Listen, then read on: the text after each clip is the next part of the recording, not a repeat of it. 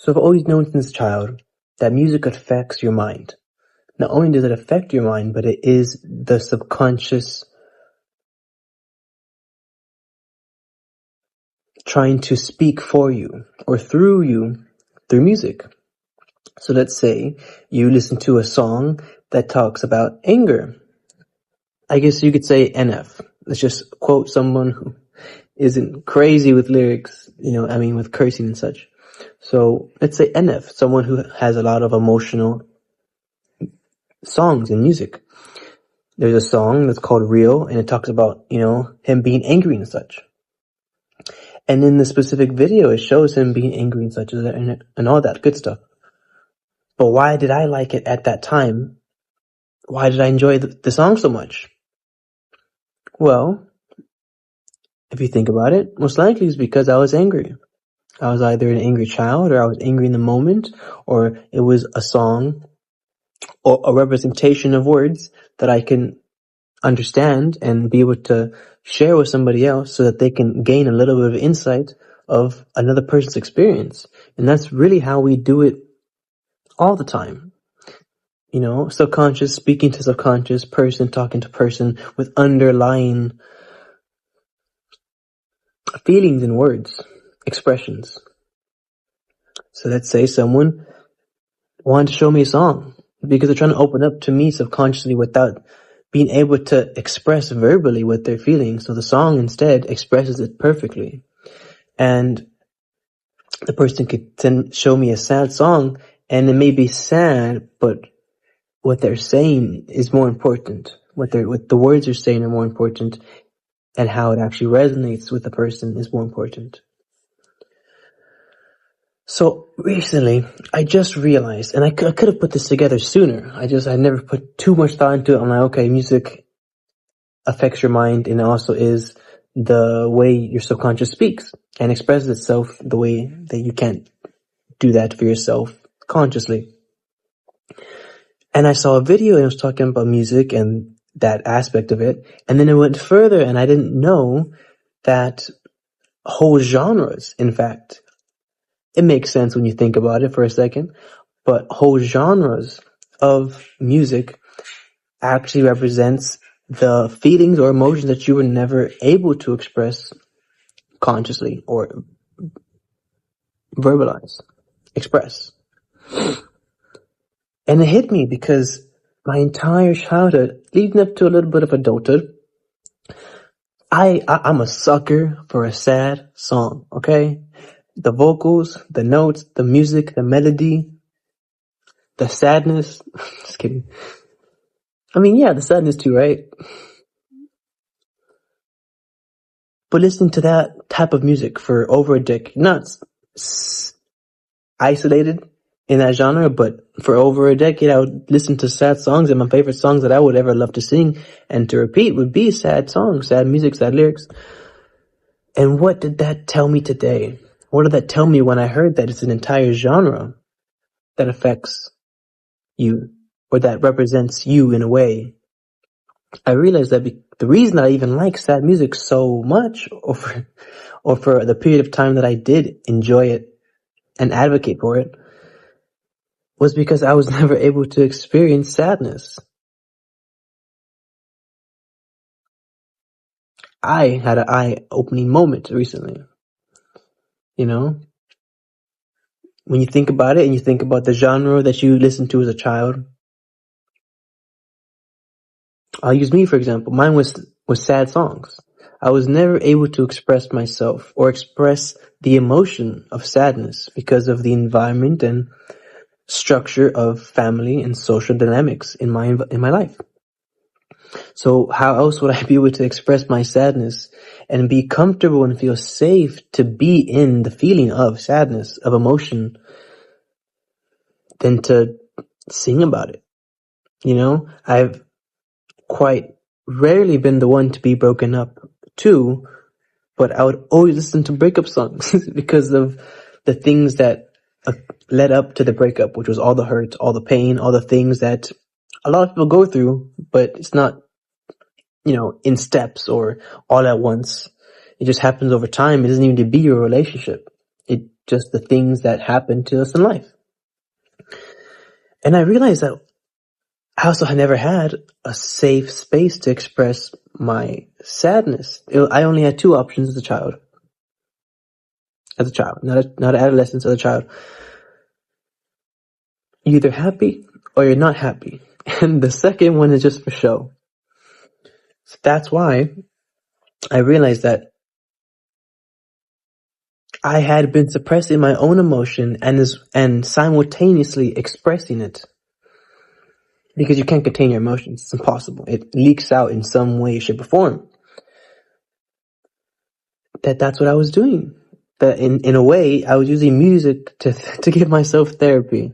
Because let's be honest, when you're a younger child, you're not always going to have the opportunity to get therapy or to be in a position where you can talk to somebody in that kind of setting or that kind of way. Just expressing yourself vulnerably, openly.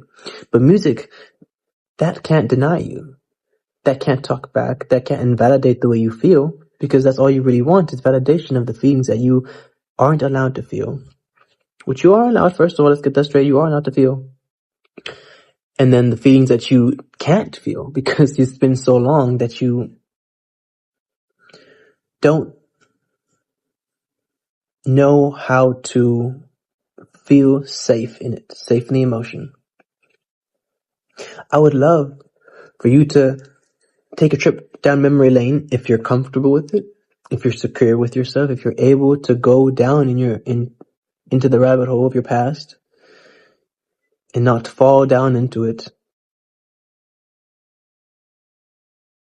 What kind of music were you listening to as a child? Was it rock and roll? Was it rap? Was it sad songs? Was it pop? Was it R&B? And yes, there's so many factors and reasonings that come into the music taste of the things that we like. But it is inevitable to find music that we keep in our playlists and in our lives. Like, that's my favorite song, or this is my favorite song. I haven't listened to it in 10 years, but that's still my favorite song. Whenever it comes on, I listen to it and I sing it. Inevitably, your emotions will spill out into everything that you do. And the easiest way to find out what you're feeling, how you're feeling, your mindset, the way you are right now let's say right now it's 2025. In 2025, how am I, Augustin, feeling? What am I going through? What am I stressing over? What am I digesting on a daily basis? And in a way, that saves you, because not everyone has the opportunity for therapy, but everyone has access to music. Everyone has access to at least some part or partial way to heal themselves or to express themselves in a way that they probably weren't able to as a child, or in a way that they weren't able to in a situation or environment or in expression. Let's say in movies, your favorite character is always the one who is the hero. Classic, right? But why do you like hero archetypes? Or why do you like the hero's qualities? Like, what gravitates you to this type of persona or individual or characteristic or type of movies that you're like, I love that every time. Just ingest it all the time. If I think about it, the hero, it'd probably be because, you don't feel like you could be the hero, or you don't feel like you are capable of having the qualities and characteristics that you look up to or that you want for yourself. So if you think about it, let's say start with anime. Isekai. So the isekai genre is very, very front facing. Someone is having a terrible life. They die. They have a better one. They go somewhere else. Reincarnate. Now, for me, being vulnerable, isekai, the reason why I like it, or why I used to watch it, was because of that reason.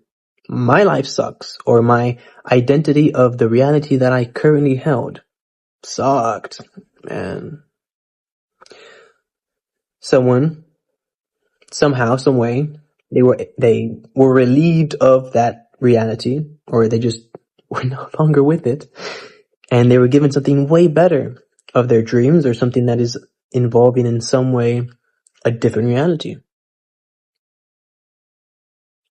And it's really interesting how shows, music, and everything that you actually like, everything that makes up you and your personality on a physical level is your personality, is your expression in subconscious feelings and thoughts, is the behavior patterns, is the way you see yourself, is the way you view yourself. So it's not just music, but I would love for you to focus on music, because who doesn't love music? You know, if you listen to classical music, what does that say about you? What does that tell you about the type of person that you are, the mindset that you are in, and the environment that you're creating, that's growing? I'm not going to get too much into it because I'm not a music professional.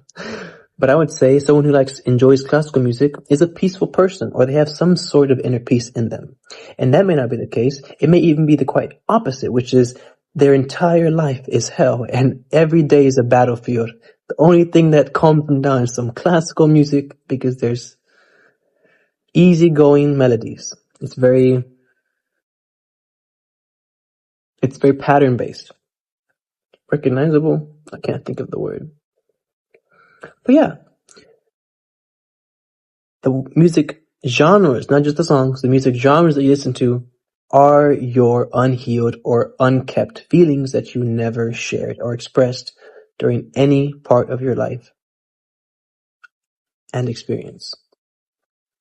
Take that how you like, what you will. If you have any comments, let me know. I would love to hear some things. Like if you like, and subscribe if you want to see more of this content. Thank you so much for being here. Once again, my name is Augustin, and this is Just for Clarity.